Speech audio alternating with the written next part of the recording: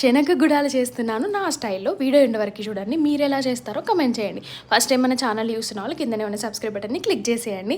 So 1 డేనైతే soak చేసుకున్నాను. Next day మొలకలు వచ్చే వరకు వెయిట్ చేశాను అనమాట.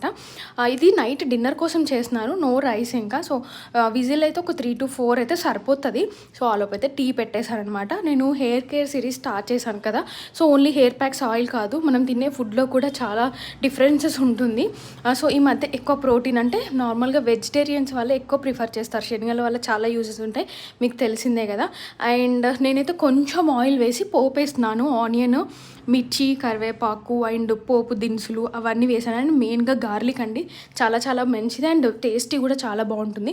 సో ఇవన్నీ ఫ్రై అయ్యాక మీకు ఇష్టం ఉంటే కారం వేసుకోవచ్చు అండ్ సాల్ట్ వేసాను. సో దాని తర్వాత ఉడికిన శనగలు వేసేసుకొని లాస్ట్లో గుప్పెడు కొత్తిమీర వేసుకుంటే అసలు చాలా చాలా బాగుంటుంది.